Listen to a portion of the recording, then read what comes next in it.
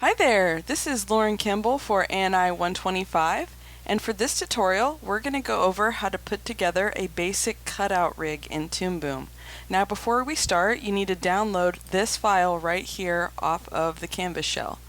And remember, when you download files from the Canvas shell, you're going to need to download the zip file. So I'm just going to do that here through Chrome. And when you download that zip file, you're going to need to right click and you're going to need to extract all and then drag the unzipped file to your desktop so that it's easy to find. If you don't, then opening up the Toonboom file, the layers will show up, but they'll all be empty because it's not going to be able to access those drawings from the Elements folder if it's zipped. Alright? So assuming that you've already got it downloaded and opened, I'm going to go ahead and pull open Toonboom. Now this is Toonboom Essentials instead of Premium like we have on campus, but as you can see there's not a whole lot of difference as far as the basic mode is concerned, and I'm going to go ahead and restore defaults just to make sure everything is as it is when you first open it. So some of the more advanced tools are going to be missing, but they're not anything we use in class, so it's a moot point. Alright. So when you open up the file, you'll see that there are several drawing layers, and each drawing layer has a different piece inside of it. Now, if I were going to make a more professional rig, I would put each of these drawings inside of a peg first, but we're going to put a pin in that and talk about pegs on our next rigging assignment. Just for the sake of keeping this as simple as possible, we're going to rig just the drawings. Okay? So before we get started, we need to have our advanced animation tools on. Now in Toonboom Premium, those tools live right up here toward the top of the screen. They're those bright blue tools that we used in Exercise 2. However, if you're working from home and you're using Toonboom Essentials instead, those tools are still part of Toonboom Essentials, but they're hidden. So remember, you've got to right click and actually activate those advanced animation tools, and there they are, the blue tools. So these are going to be really important for what we're doing today. The other thing that I want you to do is to turn off this little yellow guy here. So we're going to be doing a lot of stuff with the advanced animation tools, and if you remember from Exercise 2, every time we use one of these advanced animation tools, it often sets a key if this yellow guy is turned on. So because we are not wanting to key anything that we do using those advanced animation tools or using the transform tool, we're just going to turn that yellow guy off. Alright, so our first step is to go ahead and tell Toonboom where we want each of these pieces to move from. If you remember during the Exercise 2 assignment, every layer has a pivot point by default. So if I click on the topmost layer, which is left upper leg, and I activate the rotate tool, which is right here next to the translate tool, we can see that there's a pivot point living in the center of the layer. And in fact, this pivot point lives on every layer. If you move this pivot point with a tool other than rotate, it's going to snap back to the center. If you want this pivot point to move permanently, you got to grab the rotate tool in order to do that. So I have currently selected the left upper leg, and I know I have it selected because I've selected it here in the timeline, and anything that I have selected here in the timeline is going to highlight itself up here on the screen. So I have the left upper leg, and I'm going to grab this pivot and I'm going to move it right there, right where I'd want this to move, because this is going to effectively represent where the knee is, or this is the left upper leg, so this is actually going to be the top of the femur if this were a human leg. So this is that long bone that connects from the side downward. So we want the pivot point to be moved right where we want that rotation to happen. Let's move down to the right upper leg. As you can see, this reddish colored one has a slight purple hue to it for being selected. I'm going to drag this pivot over here. So make sure that it works. Good. And press Ctrl Z to undo. Left lower leg, and this one's highlighted. Let's move that pivot point over here.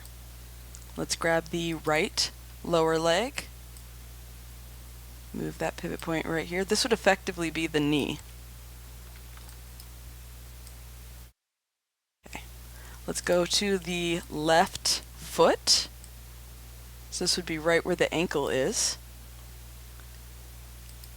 right foot. Remember, we're moving the pivot to the one that's highlighted. Left toes. Now a fun little trick, let's grab the right toes. The highlight is very subtle here, so maybe based on the calibration of your screen you can't see that it's highlighted. A really cool trick you can do is you can click on the layer and go over to the far left where the eyes are. Right next to the eyes are this little, sits this little circle icon that's in gray. If you activate it, it activates something called solo mode.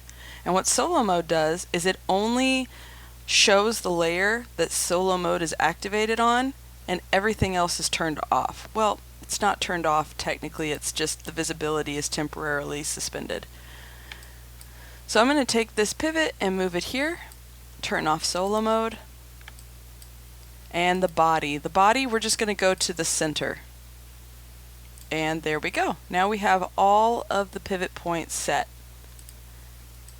Now, in creating a cutout rig, essentially each of these pieces are going to move independently as though they were cut out on paper. Before I had you start this tutorial, I asked you to watch a little video that talked about the history of Lottie Renninger. Lottie Renninger is a fantastic pioneer of animation, and she specialized in an early form of stop motion that utilized paper cutouts. This is effectively what we're doing, only digitally. Instead of separate pieces of paper, we have separate layers. And instead of tying these together with a bit of string, we're going to do something called parenting. So parenting is a process that exists not only in Toonboom, but in most Adobe softwares like Photoshop and After Effects. It exists in Maya. And what it is essentially asking one asset to lead a second asset that it's connected to. So I'm going to show you what that looks like. I'm going to begin by choosing the left upper leg, so this green one here. The left lower leg is going to be connected to the left upper leg. So I'm going to find the left lower leg in the layers. I'm going to click it and I'm going to drag it. Notice that when I drag, there's this little blue line underneath layers. Well, what you want to do is drag a little higher so there's no little blue line, because if there's a blue line it just moves that layer underneath. I want to drag it on top and let go. When I do that, you're going to notice an indentation. So that layer is still underneath the upper leg, but now it's indented, and there's this gray arrow here. This gray arrow essentially means that there is something parented to this upper leg. When I close it, that's called spooling, and this is called unspooling, like unspooling thread. And if I unspool this asset, I can see the asset that's connected to it. And even though it doesn't look like anything changed on my screen, look what happens when I move my left upper leg. The left lower leg follows it because it's parented. So this is considered the parent, and this is considered, hold on, it's a little harder to move with the rotate tool. So this is considered the parent, and this is considered the child. If I grab the rotate tool, notice that the child moves by itself because nothing's parented to it. And then when I go over here and I grab the parent and the child move. Okay? So let's go ahead and grab the next piece down, which would be the left foot. I don't want to parent it to the upper leg. Look what happens if I parent it to the upper leg.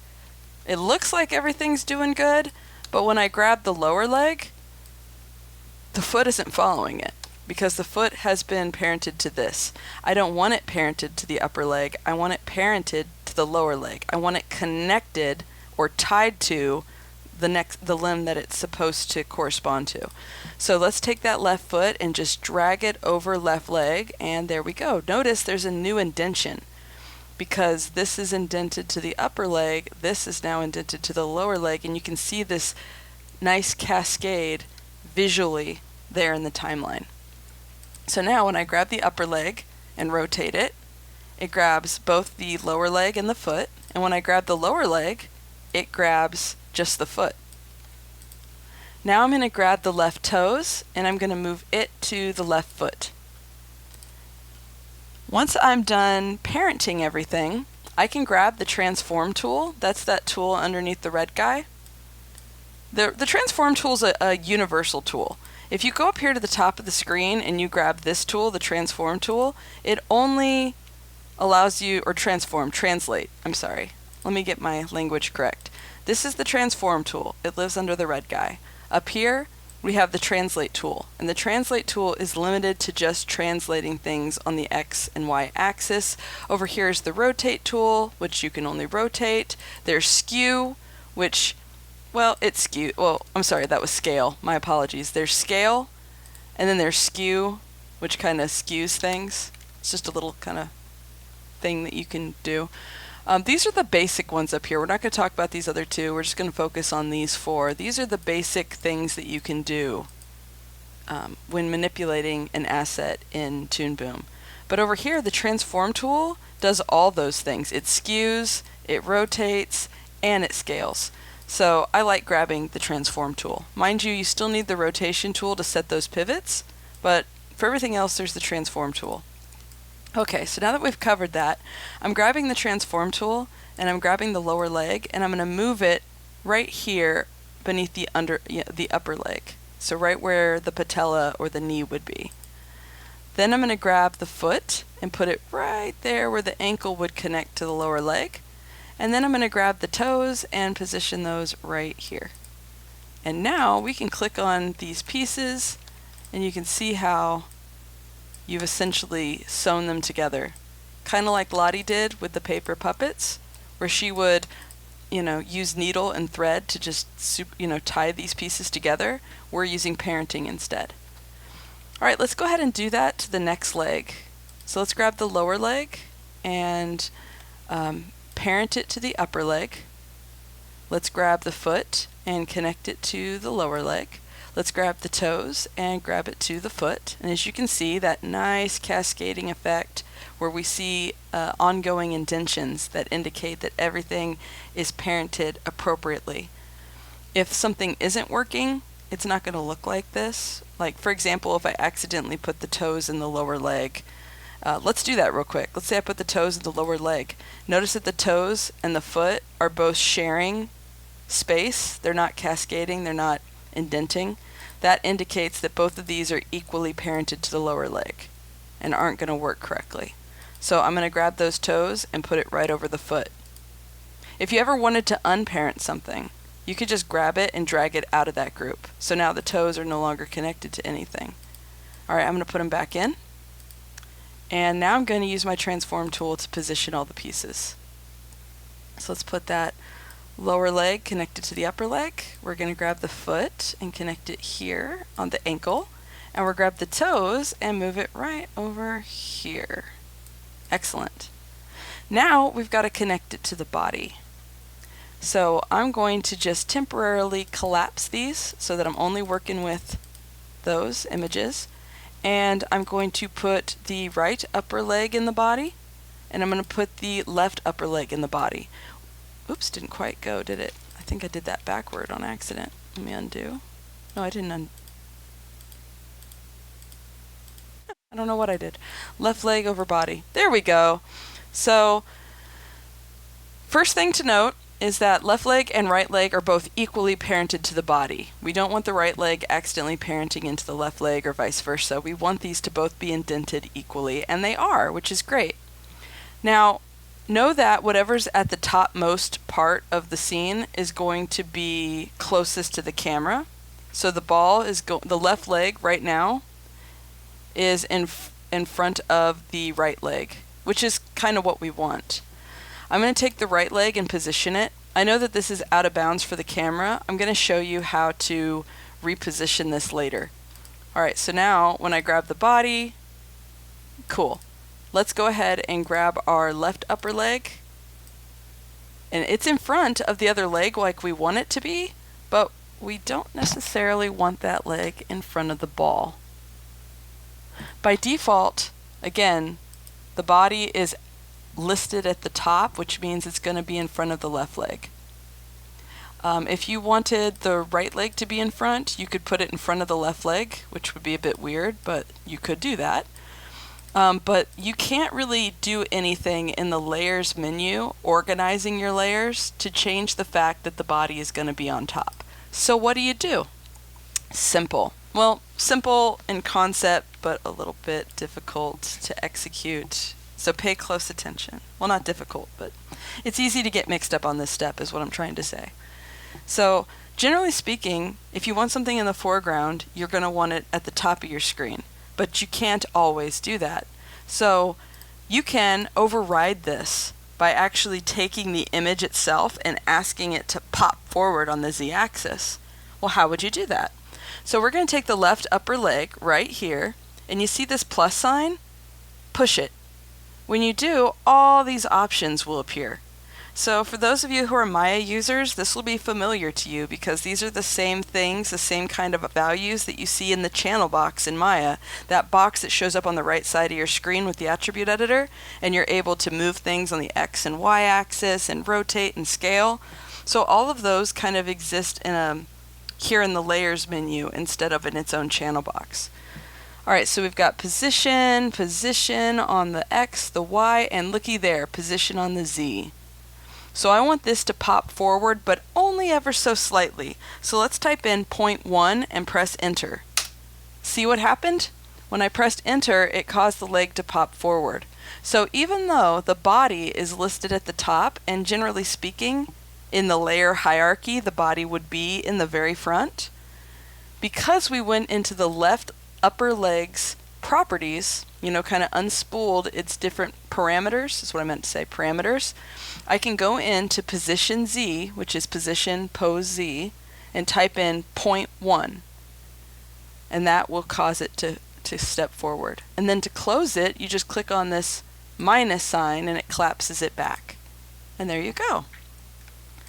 Alright, so our next stage is we probably want to shrink this down. There's a couple ways to do that. Now that the body is control of everything, we could just hold down shift and scale this down. And I think we'll just do that to keep it easy. Another thing we could do is actually use a peg, but our next rig, our next slightly more advanced rig where we're going to have a whole character instead of the legs, we're going to do the appropriate thing and use pegs. Generally speaking, you don't want to use just drawings. And the reason you don't want to use just drawings to put together a rig is because on a drawing layer, there's things you might want to do. Like you might want to do more hand animation. Like maybe by hand you want to animate a character blinking or talking and then have it follow a rig just to save time. That's called substitution, drawing substitution. And if you have a whole bunch of keys on your layers kind of clouding out your drawings, it can just get really overly complicated.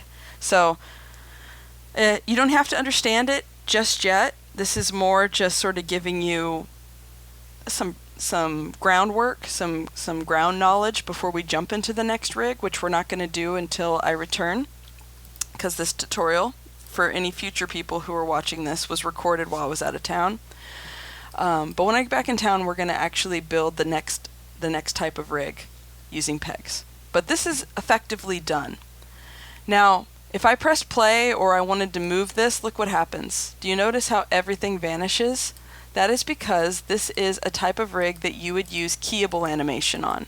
So remember when we did the ball bounce, we had animated, and we animated by drawing every single frame. And then when we did the metronome, we had one long exposure that we set keys on. Well, that metronome style of animation where we set keys that recorded movement of like translation or rotation, that is how a rig is animated. And so if you want this to last in your timeline, you've got to extend the exposure. Now you could go through and just press F5 over and over again, which is really tedious. But what's really cool about these kind of rigs is you can collapse all the layers so it's just the body, go to the end and press F5, and it's going to extend on everything, which is very cool. Alright, so I'm going to be recording a second tutorial that shows you how to animate one of these rigs, but if you are not interested in learning how to do that at this time, this is basically the stopping point for the demo. So let me show you how to turn this in. Once you have everything working, and test your rig, make sure that this little guy is moving exactly like you want him to move. But once you're sure everything is working and it looks just so, I want you to make sure you save your scene. That's Control S. And I want you to go ahead and close out of Toonboom. I'm going to minimize, but you could close out if you want. Take the rig start, and what I know that for most of our assignments I've said I never want you to turn in a video file, or not video file, a Toonboom file, that I want all your animations to be videos. Well, this is one of those exceptions, because in order to assess your rig, I need to actually look at your Toonboom file. One of the biggest mistakes that students make when they want to turn in the Toonboom file is they'll open up the folder and they're going to try to turn in just this, the rig start file, the XStage file. Don't do it. The only thing that's going to be stored in here are the layers, like how you organize the layers in Toonboom. All of this will be stored in that file. But the images themselves, they live in this elements folder. So for every layer that exists in Toonboom, that is where the drawings are going to live. So you can actually see the drawing file. So if you only turn in this, then I'm not going to see anything else. It's going to open up an empty file with some layers organized, and that's going to land you a 0. So what I need you to do is to take the rig file, right click, and you're going to compress it. If you're on a Mac, you're going to right click, send to compress folder. And then when you have it compressed, I want you to rename it. You're going to name it based on your last name. So for me it would be Kimball, underscore ANI 125 underscore rig 01. Press enter. And then what you're going to want to do is you're going to want to go into Canvas, and this is teacher mode, so I'm not going to be able to actually submit it. If I go view as a student, I haven't opened the Dropbox yet, but we've already reviewed how to submit assignments. This is like going to be your 3rd or 4th assignment that you've done in this class, so all you have to do is follow the general protocol. In fact, let's open up a previous assignment real quick, like your exercise 2. You would go to start assignment, you would upload the file, choose file. I'm going to go to my desktop, which is very crowded, so I got to find it. There it is. Open and submit assignment, and you're done. Alright, so that is the end of this tutorial. Please email me if you run into any issues.